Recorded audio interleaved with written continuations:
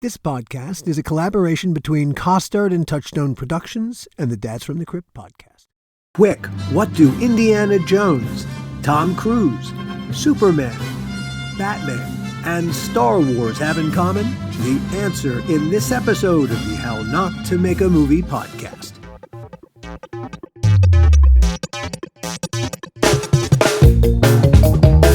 Hello, everybody, and welcome to another episode of the How Not to Make a Movie podcast. I'm Alan Katz. And I'm Gil Adler. As always, before we get going, we want to remind you all to please subscribe, hit the like button as many times as possible. It helps. It really, really does. Subscribe. Thank you. My echo. David James is a set photographer, still photographer, and the list of movie sets that David James has worked on as a still photographer, mind-blowing. We'll hit on a few of them. You worked with David twice on Constantine and Superman Returns. Right. And it was an experience that I'll never forget because it really opened my eyes to the difference between a still photographer and a still photographer. Indeed. And it was just, it was really eye-opening for me. He is not an ordinary set photographer. He's something else entirely. And a great collaborator. And a great storyteller, as you're about to hear. When I joined the movie business, I thought it was really difficult. Wow. I'm retired from it. Well, but before you joined the movie business, you were of the 1941 vintage. Was that a good year in Birmingham? In Birmingham, well, one story. I was born at the end of 1940. You were the end of 1940, so you were a war baby. I was a real war baby. There was a situation. My mother told me that while the last month where she was carrying me, there was a dogfight going on overhead, and two road sweepers, we shared a bag of shopping, two road sweepers lay her in the gutter and lay on top of her to protect her and me. Wow. And then there was another situation where, and because I did the Battle of Britain movie, the flying unit, mm-hmm. I flew in Heinkel bombers a lot. In fact, I crash landed in the Heinkel bomber on one day's shooting. But she told me a story. She said, I actually showed her a picture of the bomber. She said, "Oh, I recognize that." She said, "When you and your brothers were in a chest of drawers in the kitchen, and they had a cage under the table, it got so bad one night." She said that they went out, and my father, they hugged and watched the battles going on. She said there were searchlights and planes on fire. She said there was this one bomber with this glass front that was coming right at the house, and he was on fire. And she swore, and she's never changed her story on it, that she got eye contact with him. She said, "I could see his face clearly because of the flames."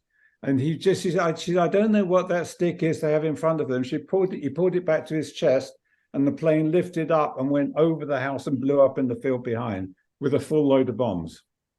Wow. So that was an amazing story. And she never, ever changed it. My father would change things all the time, but she was stuck to that one every single time. So it was kind of a noisy welcome to the world. But maybe that's why I like doing war movies where the dead and dying all get up and have lunch with you. Yeah, well, yeah, there is something lovely about that. It's awesome, yes. If only we could reduce it all to make believe. I know. Another incarnation of humanity, not this one for sure. Well, we have to change politics to make believe, I think. Coming from Birmingham, are you a footy fan? Chelsea, yes, I am. Oh well, Chelsea, Manchester United. Then we have business this coming Monday. Oh, you do? I'm a Spurs supporter. Oh, there you go. Very good. I grew up in Watford. We moved from Birmingham to London, then to Watford, and Watford is where I grew up. Mm-hmm. And of course, who owns Watford? Elton John. So I kind of, I'm a bit of Chelsea and Watford. Not so much Watford anymore.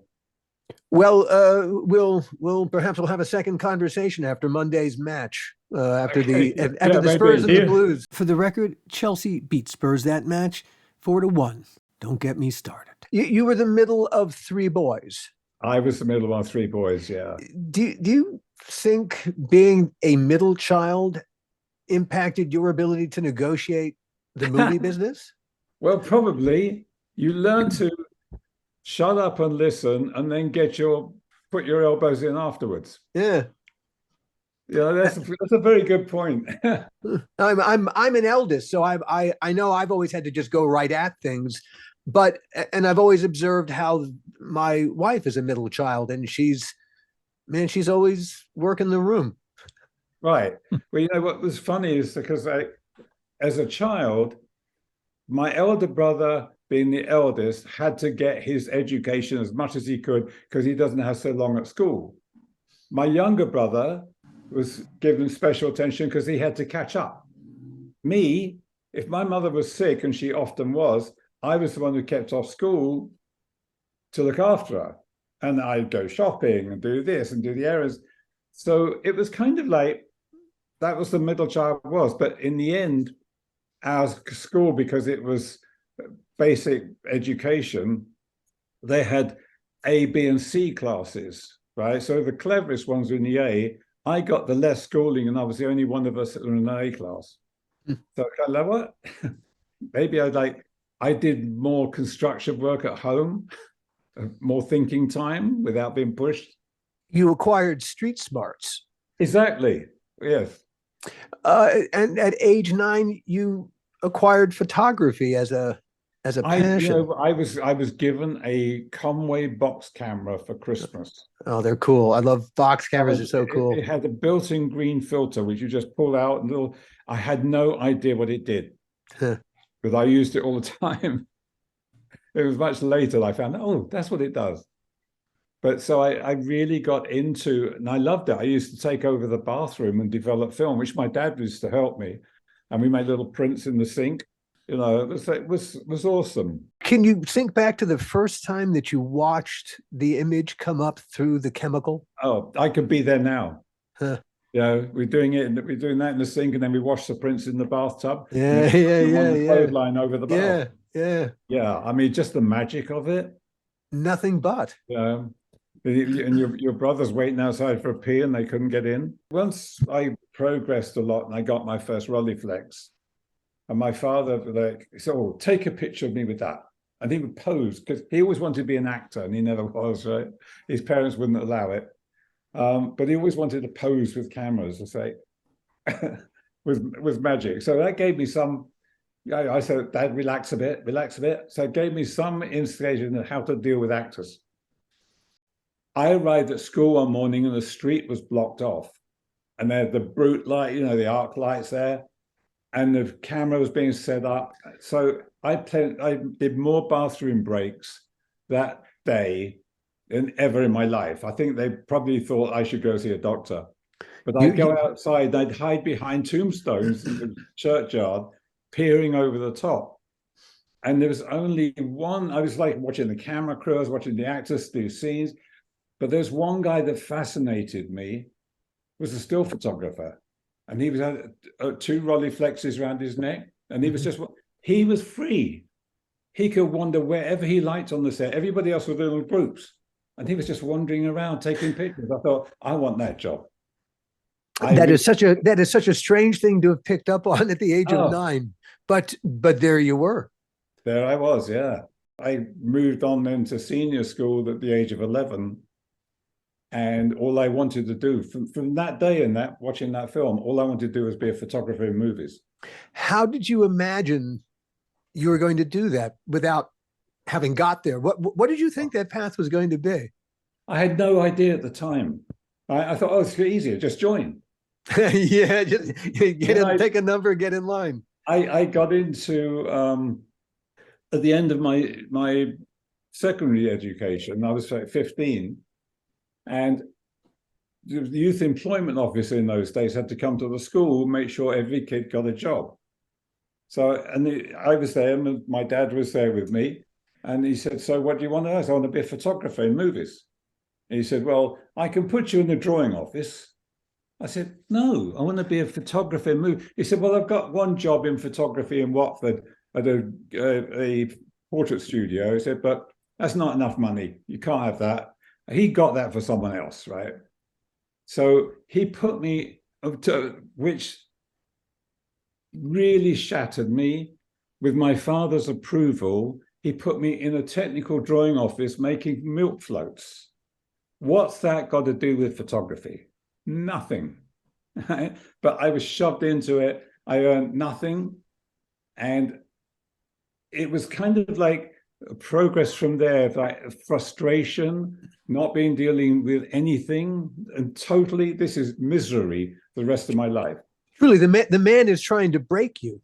Yeah, absolutely. The system was trying to break me. But my uncle owned a pub. So every Friday, because obviously they didn't have a car then. So my dad would pick me up from the office and on his way home, because he worked in my uncle's furniture store, selling furniture. So he would pick me up and he would take me to my uncle's pub. It was called the Compasses. And the Compasses were right by a de Havilland aircraft factory at Leavesden, which was on our way home. That de Havilland aircraft factory is now Warner Brothers Leavesden Studios, and the pub's still there. But anyways, on the Friday night, so I had written to MGM and Shepperton and Pinewood to their photo labs in my last year at school saying, I want to be a photographer in the movie business. They came back to me and said, you've got to be in the union. So I wrote to the union. They said, no, we can't put you in the union. You've got to have a job first. So I wrote back to the studios. I was so patient. I wrote back to the studio. And the studios came back. Only MGM answered. And they came back and they said, no, the union's wrong. We can't give you a job if you're not a union member. So in this final letter, my dad, when he picked me up, gave me this envelope from MGM. And I sat at the bar at my uncle's pub with a beer in front of me, not quite legally aged to drink, but it was all right because my uncle. Close enough. Yeah, and it was like Abbott's Langley in those years, But so this old guy on the Friday, old Tommy, as I only knew him as Tommy, every Friday at 6:30, he'd come in, he'd sit at the end stall at the bar. Nobody would sit in that place until Tommy had been in, had his 2 pints and gone home. That's the only day of the week he came, but he lived just up the road. So everybody, I knew him as Tommy. Everyone knew him as Tommy, right? So I'm sitting there. He's on always through his second pint. And I've got the letter and I'm in misery. I didn't even touch my beer, right? And he nudged me. He said, how old are you, kid? I said, I'm boasted a little bit. I'm 16, sir, because you could have a drink at 16. He said, it's Friday night. You should be out with your mates having a good time. I gave him my sad life story that was all over, all my dreams smashed. So, and he obviously seen that letter sitting there, right, which I had not, I'd just been reading. So he said, look, I'm an old guy. Us old guys have certain wisdoms, but I'm tired. It's been a long, busy week. It's Friday night. I'm going to go home. He said, but let me think about it over the weekend. Maybe I can come up with some inspiration for you, something like to help you. He said, does your dad? I said, my dad honestly does not care as long as I got a job, which is true, right? So this guy said, well, look, here's my number. And he put Tommy, right, his phone number. He said, call me on Monday or don't. He said, but, like I say, some old guys sometimes are wisdom, right? I'm going to sleep now, but call me. Up to you, right? I stuffed his number in my pocket and it was miserable all weekend. Monday, I might go into this office and they say every piece of draftsmanship I'd done on the Friday, because I was there tracing and doing printing and stuff, I got it wrong. And the guy who ran the office and was the architect for these companies, he said, look, I know you don't want to be here. You got put by Youth Employment Office in here. He said, this is not where your heart is. He said, so here you go. He said, you've got to redo Friday's work. He said, and if you can't get yourself a job in photography in the next 2 weeks, you're fired. Okay? And he went off for the day. So I was now sitting in total misery. What am I going to do? Go home and say, I've been fired. So I sit there and I took my jacket off and I found Tommy's number. So I picked up the phone, I dialed the number, and this girl answered. She said, Had you not found his number, would you have not called him? Had you not taken off your coat if you thought, probably not. Yeah, probably I'm warm enough. Thought about it. Okay. But right. I found the number and the girl answered the phone. She said, this is the MGM still photo department. Can I help you? And I said, I had a feeling we were going here. So I said, is Tommy there? She said, oh, is that David? I said, yes. She said, well, we've set up an interview with your head photographer at 10 o'clock tomorrow morning. Can you be here? Yes. Again. Wow. So that was Tommy at the end of the bar. He was the head printer at the lab, and they were looking for a trainee. And the union were right. They couldn't give you a union ticket without a job, but MGM was wrong. Holy shit, David. Yeah. That is such a fucking wonderful story. The next week I started at MGM. And I was and they used to push me out. Any special photographers coming in to do cover stuff, I would be their assistant for the day. So I got learned under people from Life magazine, Look magazine, Parry Match. I mean, like, I was just loading film for them, sitting on the set and watching what they do and asking questions. And what happened with your relationship with Tommy? Oh, I mean, Tommy was awesome. He was just like, he was my best friend. But there was a day where he wasn't my best friend because one of my jobs was to wash the prints. So I had to mix chemicals, and they got me in printing and learning how to operate, do really big prints and black and white things. And one day I forgot to switch off the taps for the print washing sinks, and I flooded the dark rooms, and we were over the electrical store. So I flooded the electrical store as well, all over lunchtime. But that was kind of forgiven for a while. But it was like, there was one wonderful thing, which was a piece of creation, which I don't think will ever happen on movies these days.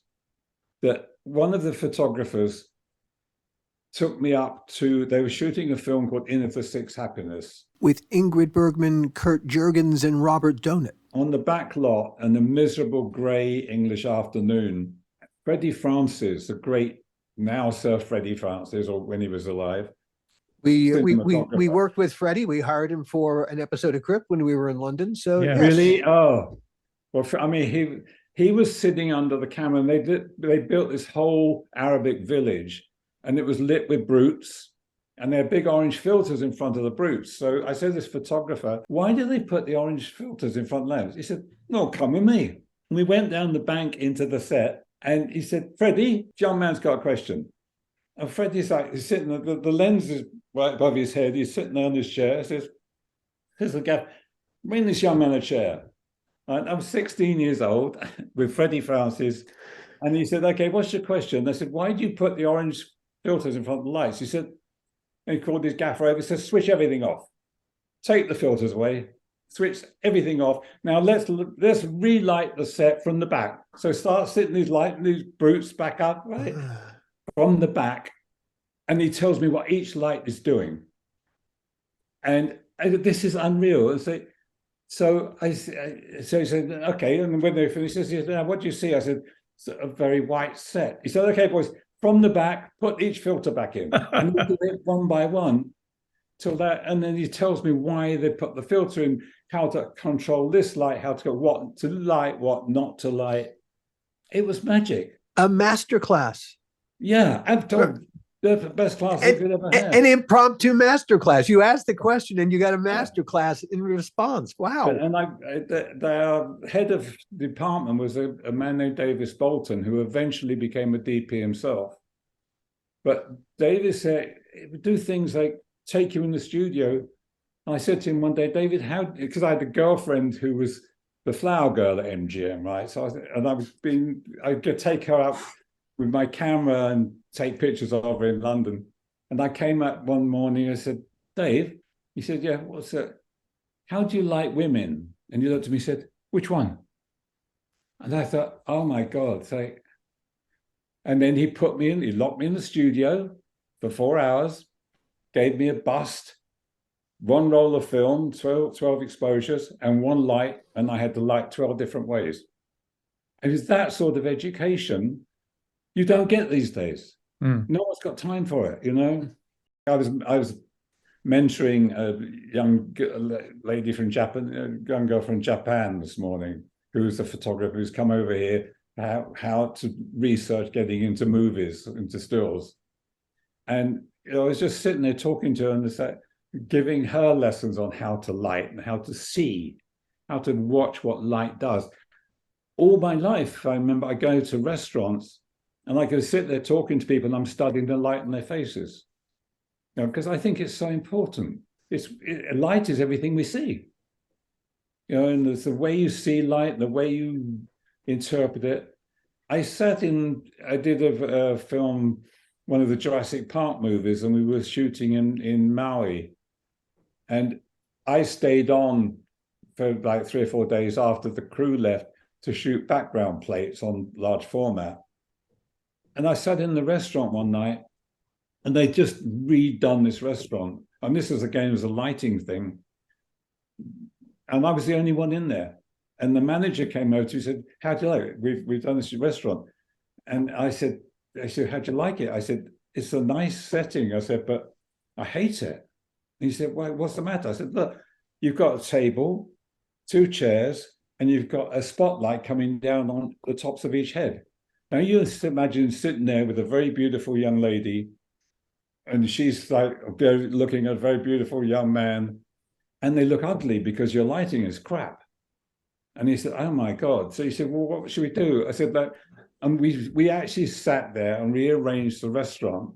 I said, okay, now you put... Holy shit, you were being Tommy. Yeah. So I said, I put it, and I made sure one of those lights went down, not on heads, but into the center of the table. I said, now put a white tablecloth on. Now you've got the perfect reflected light, and they're getting a bit of spill backlight from the others. Perfect. So like he said, come back anytime.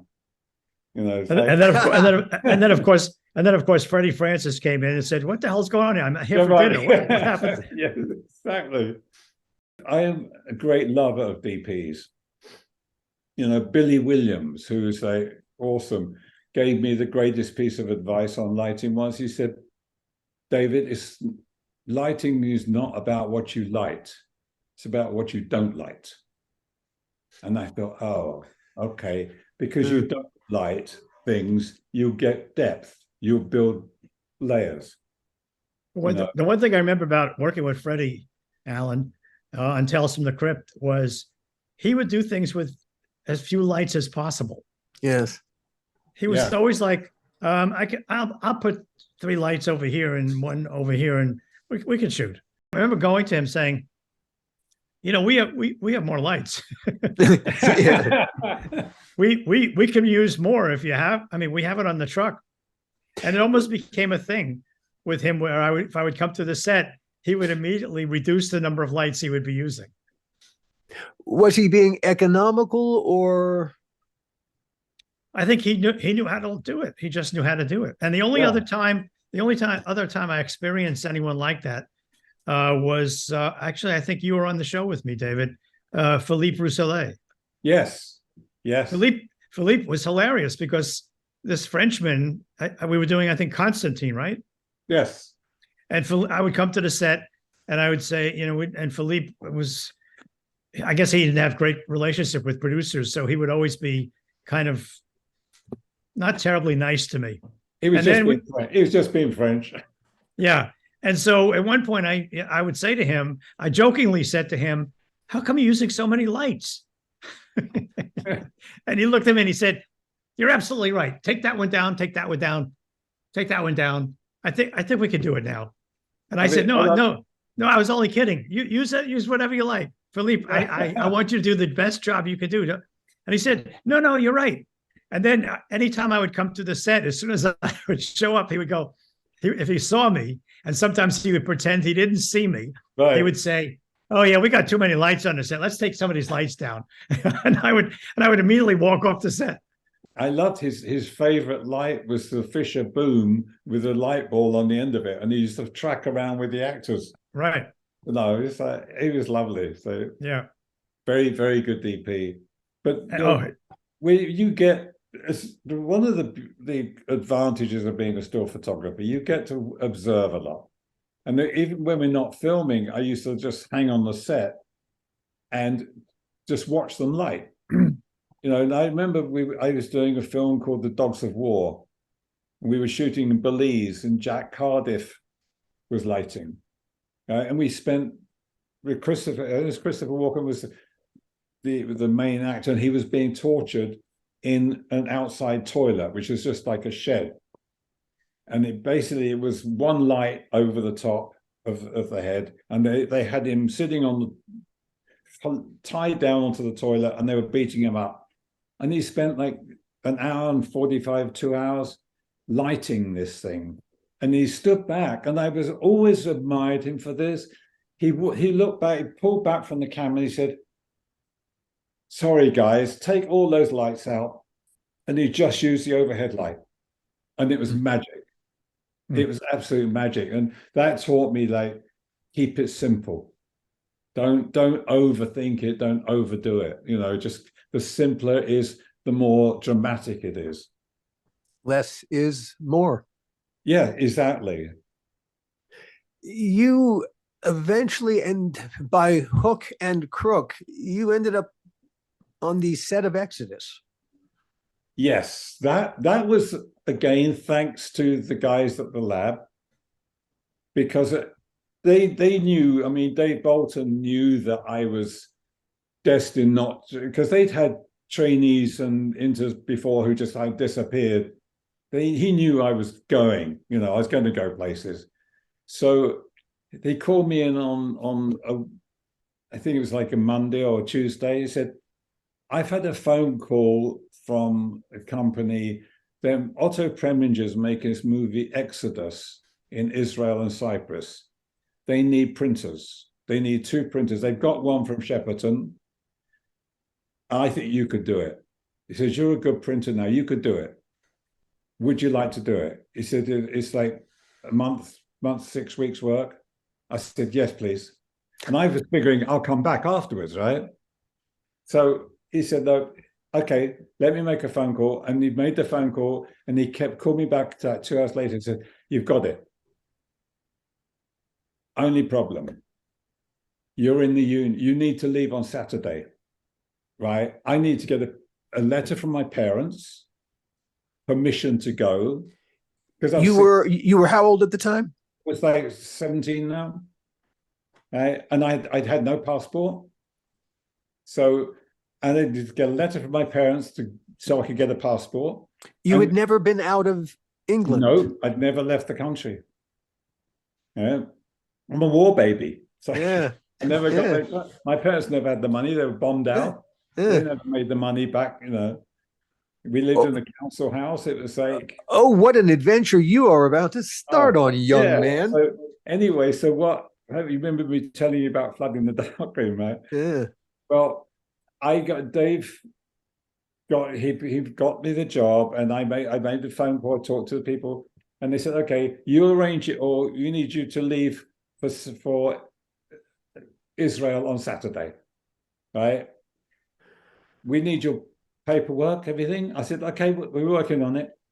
So, but now I said, Dave, it's not going to happen. I'm going, no passport and nothing. And he said, okay. He said, okay, well, you know, it was a good try. So about 2 hours later, I get a call to go to George Catt's office. George Catt was the managing director of MGM Studios London. Right? And I go over there, and you don't get called to George Catt's office for nothing. He was like, a bad day is getting worse all of a sudden. Yeah, exactly. Oh, I go over there, and Dave is standing, looking out the window with his arms folded, his back to me. And George is sitting at his desk, looking very stern. And it's like a mob hit's about to happen. Yeah, I don't even get asked to sit down. Right? George looks up at me and says, flooding of the darkroom. This was like 8-9 months earlier.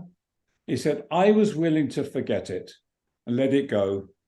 He said, but MGM Hollywood has said that was a lot of money that cost, because the whole electrical department had to clean out all the staff. And it's like, he said, it cost guys 2 or 3 days' work. He said, they have said that a head has to roll and it's yours. And he stood up, put his hand out and said, good luck, boy. Get down the travel department right now. They're working on your passport. So they had to fire you in order to hire you. Yeah, exactly. But I'm surprised it wasn't a one-way ticket. It was a one-way ticket from MGM, because when I left, they said, you're not coming back. When you come back, you move on. If you come back here, you'll stay a printer for the rest of your life. Mm. So you get the hell out of here and you make it. And when you come back, come and see me. I will help you. But it's like, and they were amazing. And I was on that flight on Saturday. But here's a lovely story. On that flight, the production company, because of the way things were moving then, I had to take like several thousand feet of raw stock with me. Right. And I was now Bolshy, 17-year-old. Mate, I could take it. So I arrive at customs in Tel Aviv, and the Israeli customs guys send their weapons, arms folded. And I've never seen anything like this in my life. And I have all these stacks of silver cans. This is 1959. Yes. That this is being made. They've already fought the Suez War in 56. Yeah. The 6-Day War is still a bunch of years in the future. Exactly. Yeah. It's a very different environment from what it is right this second. And the plane was a 4-engine prop plane, Elizabethan, not a jet then. But anyway, I'm really, thank God, a little cocky at that time. Because like, hey, I've left England. I'm out on my own. With the girls.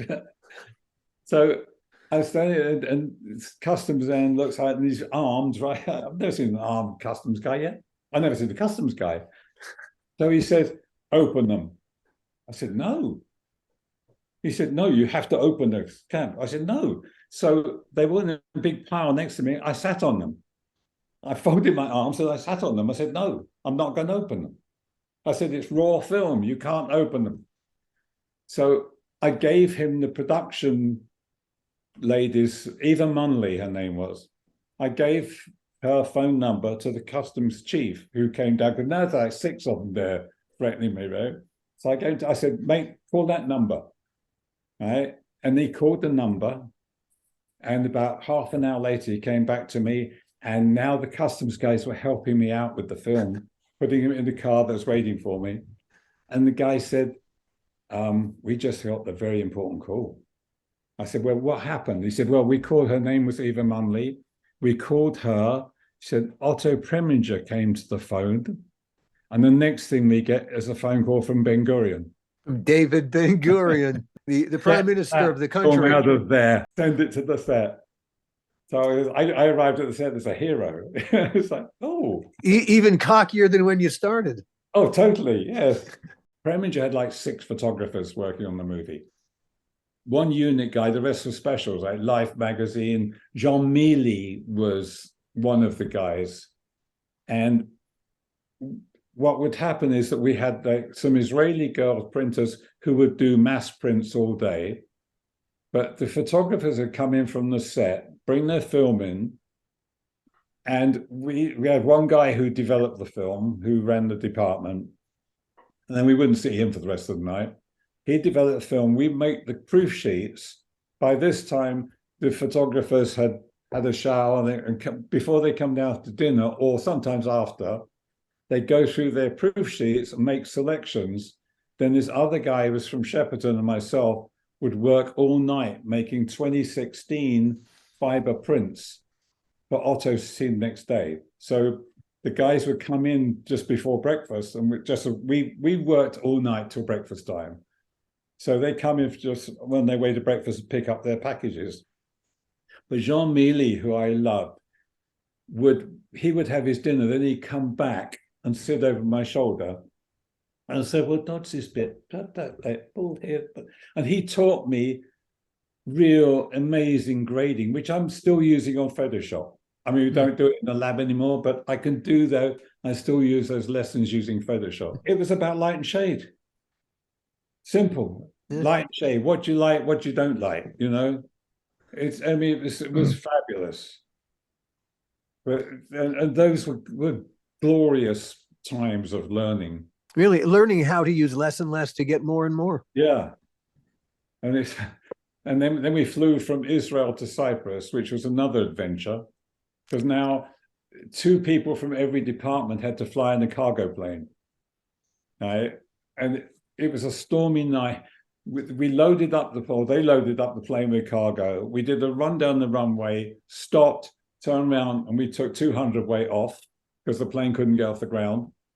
And he said, don't worry, we'll come back for that later. So now we fly down and we're on the seats. I'm looking out over the window. It's like magic. I'm in Disneyland. Because of this, they had big storms, so I got moonlight on the Mediterranean and clouds, and they fed us champagne and strawberries and cream and fillet steaks and anything we wanted. It was on this for my age. It was like my first trip abroad. This was incredible. And then we spent a month in Cyprus with a hotel on the beach, and we knocked hotel rooms into dark rooms. It was incredible. Why would you want to live any other way? Well, exactly. No. I mean, the hook is now so firmly set. You would kill people to live this life. Yeah. So I think, I was on the right track. I mean, and then I got, eventually I got back to England, and then I went to see Dave, and he said, okay, here's what you do. You go to the union, you sign on as a photographer, right? You're in the union, so you just change yourself from darkroom to photographer. He said, and you'll get bits and pieces, he said, and use me as a reference. So anything you say, you just give me as a reference and I will do for you. So I started doing commercials, and then I started filling in bits where other photographers had to leave movies. But one commercial I did was for Pearl and Dean, and it was for Princess Salmon. And the scene was a big, huge mansion house, big staircase coming down, and all the people coming down in dinner jackets and beautiful dresses. And right in the foreground was a table, the banquet table for their dinner. All the crystal glasses, wines, everything. In the middle was this big bowl, cut glass bowl, filled with ice, and a little tin of Princess Salmon. I mean, that's stupid, right? That was really stupid. So I had to call for a still, and I used a 4x5. And as Dave Bolton had already told me, and the other photographers, always focused on the eyes. So on all these people coming down, I focused on them, pin sharp, right? Salmon, way out of focus. It's just a blur. So the pictures went to Pearl and Dean, and they called Dave Bolton. He called me, and he said, they just told, you'll never work again for Pearl and Dean. Because you didn't get the product sharp. Oh, no, it was a brilliant shot. It sounded like a brilliant shot. Yeah, but then I'm with Dave, and like an hour later, we were sitting there talking about it, and he said, well, why did you? I said, well, because you always told me to get the eyes sharp, right? And about an hour later, phone rings in Dave's office. He said, have you seen David Jones yet? He said, yeah, he's with me now. I said, well, don't say anything. He's our hero. Pearl and Dean absolutely said, the advertising agency just called us, said, he has shot the poster for the advertising. That's where the money was, is all the people coming down the stairs and the set. We put in this in after it. And sure enough, billboards came out. They forgot the table. It's just a tin of Princess Salmon and all these people heading towards it. The reaction to the product was everything. It was, I'm sure, the look in everybody's eyes. Wow. That was it. Would you want, now, never mind what the product looks like. I want it. Friggin' tin of salmon. Come on. Yeah.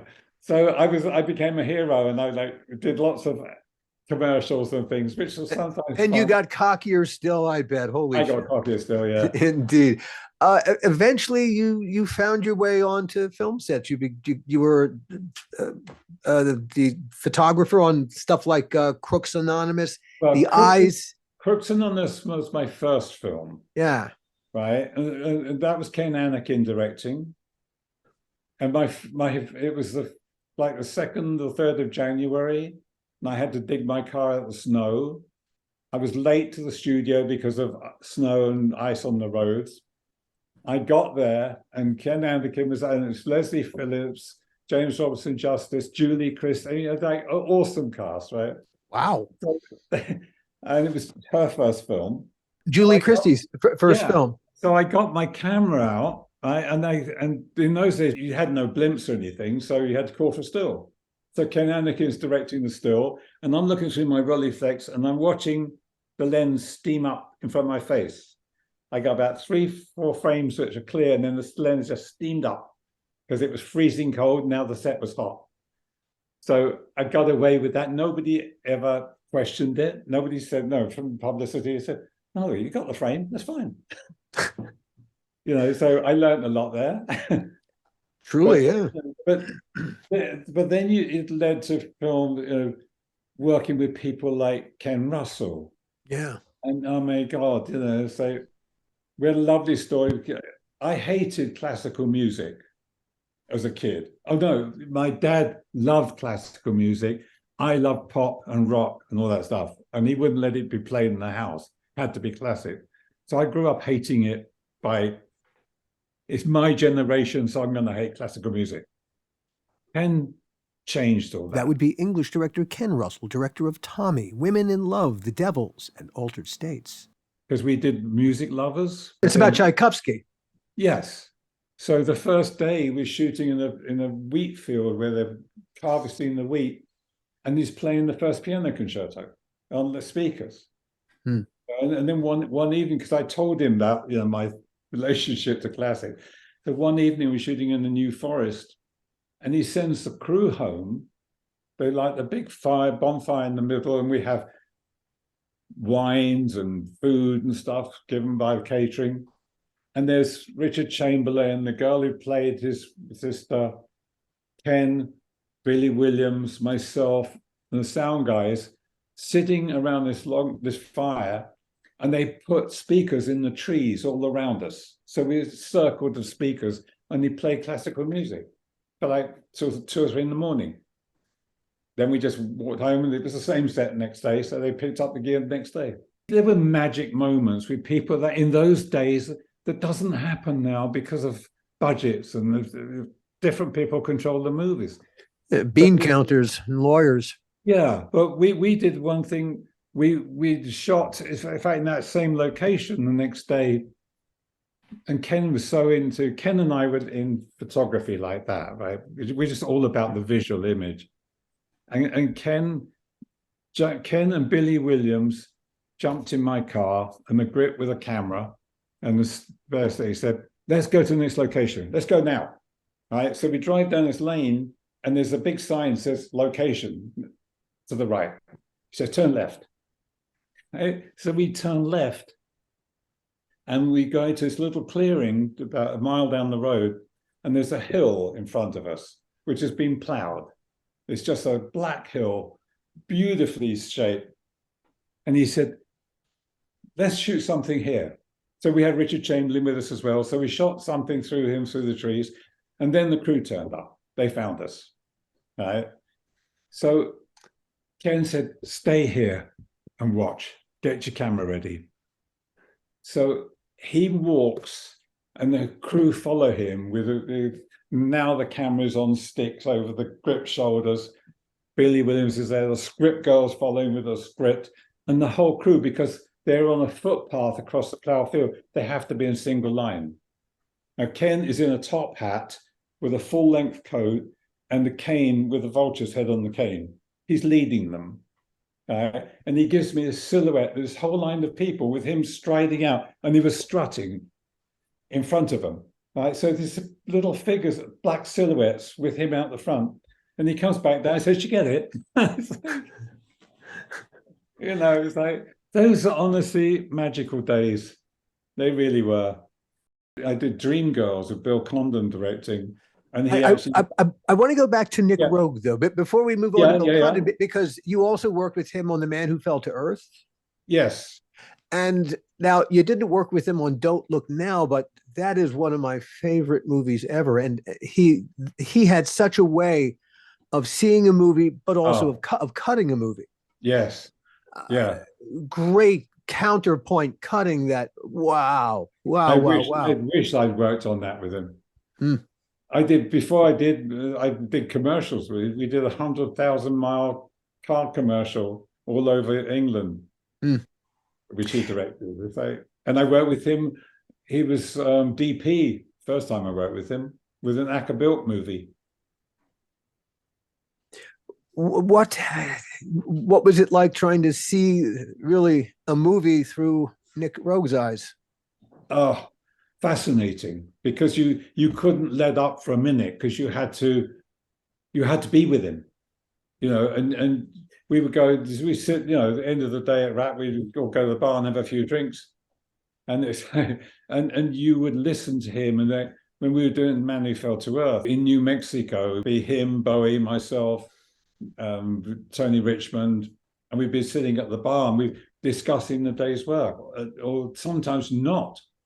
Sometimes we didn't even mention the day's work because we'd done that, but to see it, and that's why for me to be on that set and to listen what's going on, take note of it, and just get yourself as involved as you can, because you're there to sell the movie. You're there to interpret it, to sell it, a big part of that assignment was selling David Bowie. He and I got on like that. We've got on really well. He was awesome. He was sometimes very confused about what the subject was, as we all were. Of the movie, you mean? Concept of it, yeah. Yeah. But it was like you sold every scene. Bowie was magic to work with. He really was. The moment when there's probably one of my favorite shots of the movie is him on that chair, the dentist chair, with all the TV sets behind him. Nick just left us to it now. We had about 10 minutes with him doing different poses for me. That's still one of my favorite shots of the movie, and I think it's one of the big seller shots of the movie. It was very good. But then you have to just tell other stories. Like there's a great shot I have of him looking through the camera, but he's dressed in his outer spacesuit. I worked with Steven Spielberg first, and when we did Flash Off, the day we started shooting in one of the camps in Poland, he done his first lineup, and he pulled me aside and he said, "David, everywhere I go," and which is a bit like Ken Russell, everywhere I go, I'm followed by 15, 20 people. And that was the whole idea of Ken and those line of people on the hill. Everywhere you go, you're on your own. You are my second pair of eyes. You see something I don't, please come tell me. You were that guy on the film set that you saw when you were 9 years old, looking. Oh, absolutely. Yeah, the guy who was not chained to anything. Yeah. And so David, when do you think it transitioned from being that kind of a world to a much more crass, money-oriented situation where you had to deal with that, as opposed to dealing with the creativity of doing the best job you could? That's a good question. I think it was a gradual thing. I think, by the time that kind of thing happened, I already had a big reputation in it, and people respected me, and I could argue with the producers and studios. I could say, no, there was Star Wars: The Force Awakens was magic. That was absolute magic. And you've heard the story when I turned down the very first Star Wars, right?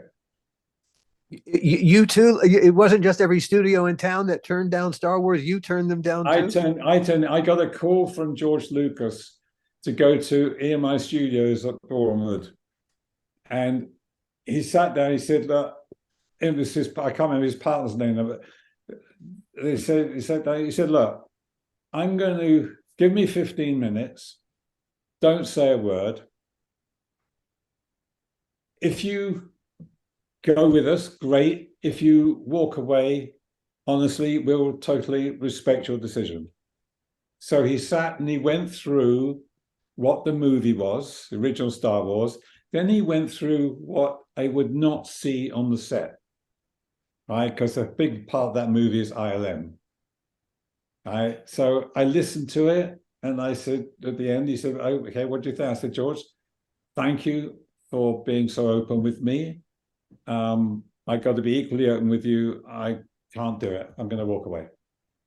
And he said, and he shook my hand. He said, thank you for your honesty and your upfront. And he said, it's not going to be an easy job for a still photographer. So I recommended somebody who loved to do matte paintings and all that stuff. It was Keith Hampshire, and he did it. When I got to do Star Wars Force Awakens, all those things, there was hardly any visual effects. We built the creatures, we built the sets, you know, and that to me was magic. But then I did Return of the Jedi, and I lasted half the movie because I walked on the set and everything was green. And there was a big green thing with soldiers sitting in there. I said, what's that? He said, well, that's a vehicle, and that's going to drive over, during the scene, that's going to drive over to that spaceship there. But it won't, it'll be a visual effect. And then Disney came back, you know, the producer says, Disney are not happy with it. They're not shooting the same stuff you did on The Force Awakens. I said, that's because it's not Force Awakens and you don't have them, there's nothing to shoot. You know, it's like everything's behind the scenes. So we parted company, and that was the only film that's ever happened to me on that. And I was so happy not to be involved with it. And it's taught me one thing: you've got to look at the film, look at the subject, look at the process. I mean, I wouldn't have done like these are films where it's 90% animation. I would keep away from those. Yeah, these are all relationships, and not all relationships are right for you. Right? Yeah, exactly. Indeed. Among the relationships that you eventually had was one with my partner in crime here. Was Constantine was the first time you worked together? Yeah, Constantine, yeah. And then we did Superman Returns. All right. But Constantine, where did you shoot that? In LA. Wasn't it, Gil? On stages all over on the studio for the most part, and some location work in LA, but basically, you know, it was originally conceived to shoot in Australia. And Keanu had worked on Matrix so many times in Australia. He basically said, I don't want to shoot in Australia anymore. I love it there, but I want to stay home.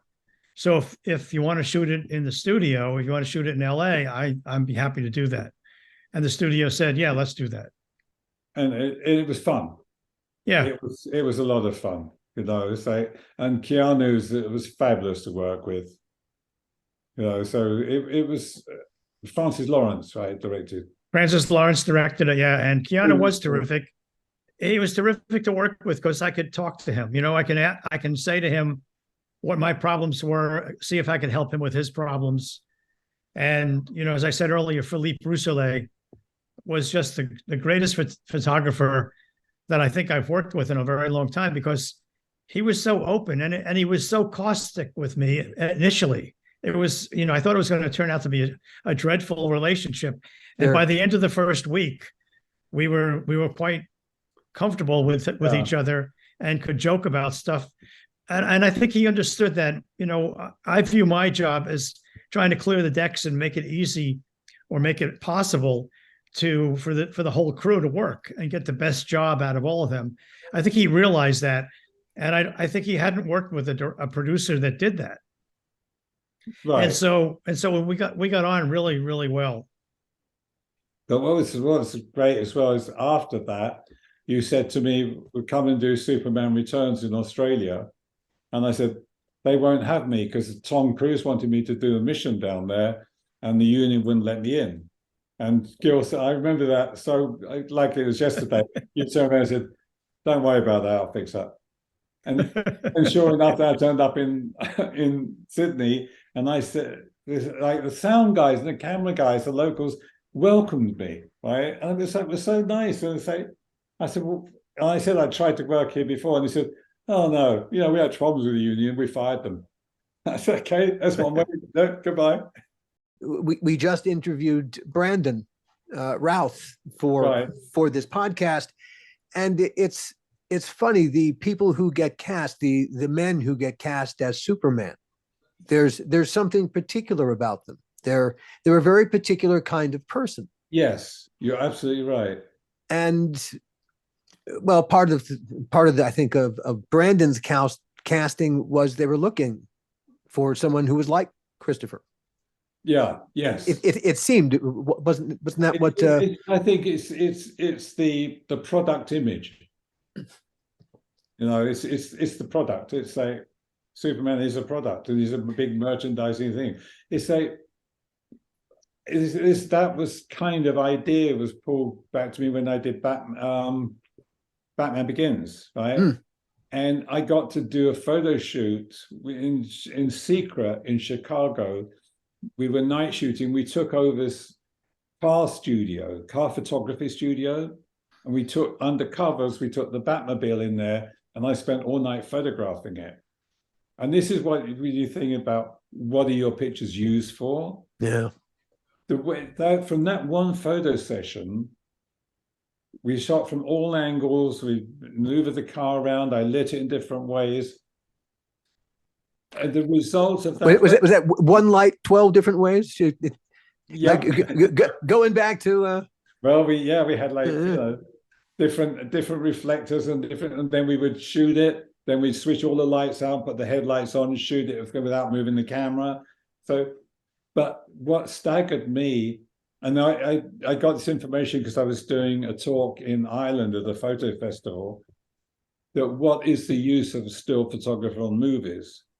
Well, that result of that photo session was $1 billion income to the studio and the toy manufacturer for the Batmobile. $1 billion. And that shows, yes, I did a good job on that. So that's what you're there for, is to create and sell those products. You're a commercial photographer. A picture is worth 1,000 words, isn't it? Yeah, 1 billion words. There you go. I mean, words couldn't have sold that many products. There's a funny story of Christopher Reeve being in total control of being Superman. We were doing a scene for the studios, which was EMI in Elstree. And it's supposed to be when he's starving. It's the whole period of it, I think, that he's absolutely starving and something. So, and it was the last day for a certain set. So they had done all these product deals. So he walks on the set, and the cupboards, doors are all empty, and there's like piles of food, packets. It looks like a supermarket. And he walks on the set. What's all this? Well, there's product placement we have to do. And it's the last chance. He said, I'll be in my dressing room. Clear the set. Get rid of it. And he was right. It's like, but no, we got the product to sell. So I was like, shoot some stills of the product. Get me out of here. I remember when we were doing Superman, we had a similar situation with the product placement. They would say to me, you need to have Superman. It's okay if he sits at the bar and he doesn't drink the beer, but we have it that's one amount of money. But if you get him to take a slug of the beer, that's a different amount of money. And if you can get him to take a shot of scotch, we could really get a lot of money from that. And I said, no. Superman's not going to drink alcohol. And I remember having this big argument with the studio about it. And, I just decided, fire me then. I'm not going to do it. I'm not going to have it. But I do remember two stories. Actually, it's one story, but over on two sets with you, David. When we did Constantine, it happened for the first time. And then you did it again on Superman Returns. We were shooting Constantine on the stages. And at one point you came over to me, and this was our first time we had worked together, so we didn't know each other very well. And you said, listen, I've been working on the stills, and I've got some, I think you called them specials. I've got some specials that I've been working on that I haven't shown anybody. Would you want to come into my dark room or wherever it was and take a look. And I was like, wow, this is, yeah, sure. And I remember going in there, and I'd worked with a lot of still photographers on a lot of different shows. And I was just blown away by what you showed me. I was like, wow, this is really gorgeous. It's not just great artwork. It just tells the story so in such beauty. And then again on Superman, we did that in Australia, where one day you said the same thing to me. I'm working on some specials. Do you want to come over? I said, oh yeah. And again, the same thing. I mean, those shots that you had worked on, and I don't even know what the hell you did to them, but they were just gorgeous. Thank you. No, they really were. I mean, it showed me the difference between photography and photography. Right. And what I was so enamored with in terms of working with you on both of those shows was the quality and the creativity that you brought to it that, no one acknowledged, no one really said thank you or, oh yeah, that's good. But when you looked at it, you went, holy mackerel, this is unreal. Yeah, well, I appreciate that, because often I would get thank yous come from the creative guys from the ad agencies who are working on your posters. You've worked with Tom Cruise a whole lot. Yes. I love Tom Cruise. Do you think you see him differently than other photographers do? I mean, he seems to think you do. I mean, Tom Cruise is a guy with a very clear sense of what he needs to look like. Yeah. He keeps turning to you. The first time I worked with Tom was on Legend, and I was there to photograph. I was there for the Telegraph color supplement to photograph Tim Curry, who I'd worked with when he did Shakespeare and other stuff.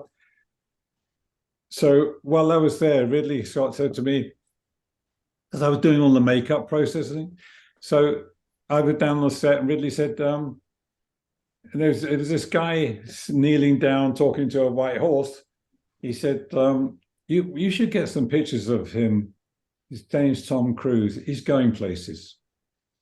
Okay, yeah, I will. And I did a few, but then it was like much, much later on than we started working together, much later. He was already a star then. Minority Report, around about 2002, that was around about there. Was that the first?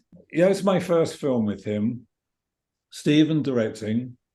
And I phoned other photographers and I said, tell me about Tom Cruise. They said, well, he's great, but he'll give you nothing. He's not interested in stills. He'll you get what you can get, and that's it. I said, okay. So I went to Steven and I said, we have to, I told Steven what I'd heard. And Steven said, well, how do you want to handle it? I said, well, I think we have to teach him the value of stills. Like, we're selling your product. So he said, well, what do you want to do? I said, well, the first few days, I don't want to just shoot. I want to call for stills and you direct it. And Steven you'll call for stills, Steven will direct it, right? Always. So the first day is those two silhouettes. That's the first shot with Samantha looking one way and him looking the other. And I called for that. And then I called for a couple of other stills that day. Then I went straight from the set to the lab. And overnight, the lab produced on Fuji silver-based, metal-based paper, bus-stop poster-sized prints. So I get to work the next day, and there's a flat table near the set, all arranged. And as Tom is arriving on the set, Steven stops him and talks the photos to him. It sells him on the fact what these pictures do, right? And from the end of that movie on, we've got it. And he suddenly, when there was a situation, I didn't do the beginning of Night and Day because I was doing a Spielberg movie, and I did this second part, which was after Christmas, which was back in LA and in Jamaica. So I get back there and they were doing a scene where Tom comes down between containers with a gun and the girl's over his shoulder, and they get down there and it got it, and okay, let's move on. We're running late, let's move on. I said, no, Tom, I need this. I need this shot. And he said, no, I've got to see the video. No, I said, Tom, the video will wait. The playback will wait. It's not going to go away. You're not going to shoot it again. We do the still now. And I pushed him back, and they did the still, and it was double page spread on Empire magazine. And it was used all over the place, right? So I had that relationship with him. You've got to do it. Don't let him, run it. He's there to do that scene. Let's get the pictures of it, and we had a great relationship. To his credit, he allowed himself to be pushed. Absolutely. Yeah. Totally. He I mean, for one brief second, he thought about it and said, "You're right. Let's do it." Right? Cool. And if I said it was an important still, it was an important still. He believed it. It's the same way when we did Rock of Ages. We had, we're shooting in a nightclub in Miami, and we had a wall, there's like a 15-foot wall around the courtyard where his trailer, makeup, wardrobe, those trailers, and they were covered in black duvetine tunnels so that he wouldn't be seen. We had paparazzi on ladders on the roofs of vehicles around this wall trying to get, you could hardly move for the paparazzi, right? So I got together with the director. I said, okay, you've got to get rid of this pressure of these guys. Let's do a photo session, a first look picture. So then I took over another room at the club, put it black duvetine. I got theatrical lighting rigged up, and I filled it with smoke. And I set up a screen, so tethered my camera to the screen. And we broke for lunch, and then he came in to me, and he belted that number out 3 times, full power, right? The first time he looked at it and he said, can we get a bit more light down? Because I had slightly backlight. So he said, a little bit. So I had the lights pulled forward a bit, so it went down his body. And we shot it twice more, and then he picked the one frame. Next day, there were no paparazzi. That picture went out that afternoon. The following morning, I had a trailer office.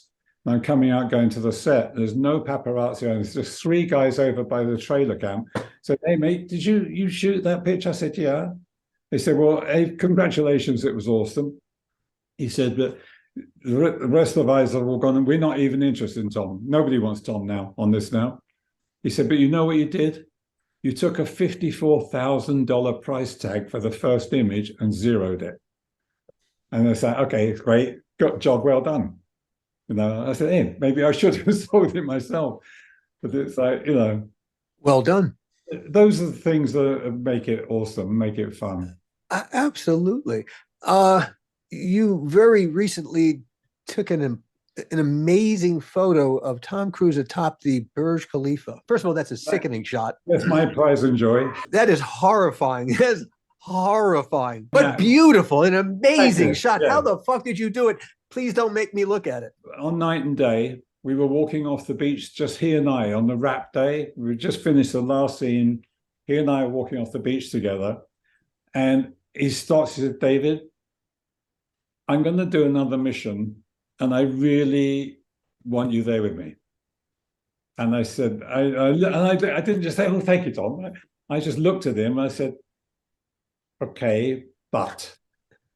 And not many people say but to Tom, but he said, but what? I said, every time they mention mission, what happens is one shot, your landscape hovering over the floor from mission 1. Says, Tom, it's like you've done nothing since. And he looks at me, he says, oh my God. He said, well, what do you want to do? I said, I have no idea. I'll tell you when I see it. All right. But I said, I want to shoot a picture of you, never been shot before, for anybody, it may never be shot again. And he said, what do you want? I said, I don't know. When I say, I'll tell you. Right. So the first day we're at the Burj Khalifa, and we're standing on the platform at the base of the Burj where the stunt guys got all their cable equipment, machinery set up. And Tom's going to do a rehearsal climbing up. Right, but the stunt guys are showing him the stunts that they want him to do. Right. So I'm standing next to him and I look up and look up and look up. And I gave him a tap on the shoulder and he looks, I said, and he looks up and he gets it immediately. And he says, and he thumps me one and he says, set it up, I'll do it. Oh, Right? geez. So I had to go. I mean, luckily, the royal family of Dubai lent me the helicopter. So I went up 3 or 4 times at different times of day to check on light. And it had to be shot by 9:30 in the morning, because after that, the heat picked up and the desert winds picked up, and then the city disappears. By 11 o'clock, the city's gone. It's just dust. Wow. So you just got that. And the last place you want to be is sitting atop a skyscraper, just you and the wind. Yeah, exactly. There's that, you could have poked that in the studio, but anyway, so I then said to the health and safety girl from Paramount, who's had to get involved, and then I said to the stunt chief and the climber, I said, look, people are going to say that we faked this. So I'm going to shoot raw on digital, and I will not touch 1 pixel. So I go, no retouching. So I don't want to see any safety lines. He's obviously got to have one. And they said, well, you want to sit on the, no, I said, I want him sitting higher than you could possibly be. There's nowhere higher on the world for him to sit on the man-made structure, right? So he had to sit on top of one of those aircraft warning lights, which is another 8 feet. Right? So he had to sit on that. They have 1 safety line down from the back of his belt to the building. It was connected to the building itself. Right? And then he had to be up there at 5:30 in the morning. He had to get up, go up 250, had to do hair and makeup first, 250 flights up by elevators, and then 200 feet climb in that tube, which is a vertical climb, like a submarine ladder. I'm staring at the photo as you describe it, and we will have it up as for our YouTube audience. But it has, like, he has to get up there and get on that thing. And I'm at the airport having the door taken off the helicopter. And Mark Wolf is my helicopter guy who's with me, who's very famous for all that stuff. He did all the stuff on Fallout, all the helicopter stuff. But so Mark is the co-pilot with the royal pilot. We get up. First of all, we got the call from an assistant director saying he's up there. You should take off now. So we take off from the airport and we get up, and they're still there. They're waving us away, and they come over the register. No, he's not fastened in yet. You can't. So the AD got it wrong. So we have a limited amount of flight time because of fuel. So there's a parking lot near the Burj. There's a Starbucks there. So we drop this thing into the parking lot. He keeps the rotor going. We go over, grab some coffees, go back, and then we go, okay, he's up, he's in, you can come. So we go up there and we go around. I do several passes on him. And there's always a thing, not just with Tom, but almost anybody that's got to look up into bright light, they squint. Right? And Elizabeth Taylor told me this way, way back, that when she walks on the set and it's hot lights, she picks the biggest light, she stares into it with her eyes closed for a couple of minutes, and she can look into anything. Any other lights, no problem. So I've always kept that in mind. I've told so many actors out, just shut your eyes, look at the sun, then open them, and you do it. And so I had Tom doing this. I said, okay, Tom, and the sun, he was there and the sun was over that side. I said, okay, Tom, coming in, do the eyes. And he does this. And then I see him in that position. And I said to Mark, I said, tell Tom, give me Rodin, right? The thinker. Mm-hmm. So it's in that absolute position. He doesn't do the top pose, but mostly, right? He does that. Yeah. Come on. Yeah, you sit in the top. So just that one with the whole landscape behind him. That was my favorite picture. I've got it in here somewhere because he signed it for me for my birthday. We've had you for for an hour and a half now. I've got one more question. Yes, sir. To bring it all around. Yeah. You've got two daughters. They're Yeah. older, but still, did being a dad change how you saw the world? Yes. Yes, it did. Did it change how you photographed the world? No, it didn't. No, if I probably photographed it with a bit more responsibility, but it gave me another thing, because in those days it was, when they were born, it wasn't like you didn't have iPhones and things like that to like, hey, here I am. So I used to send them what I call visual tape recordings. So I would give them clues about where I was on location and make them guess. So it gave them a visual of where I was. Because I've always believed I am a visual man. I've always believed in the visual, not sound, but sell it by the visual. So I try to describe those things in visual ways. But yes, it gave you more responsibility. And it still doesn't stop me hanging out of helicopters or flying in war machines, But one of your daughters is in fact a photographer too, and you work together.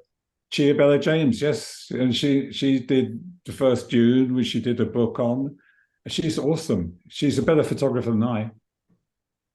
She has a different vision of it. It's like there's so many photographers have a different vision of the way they see things, but she learned to see, she learned to look, and she learned to appreciate the moment. During COVID, when everything shut down, she did a wonderful book called Masquerade, which was people holding a mask in front of their faces, And you saw Simon Pegg, I did it, Rebecca Ferguson, lots of people did, and she even got like homeless guys sitting under bridges doing it.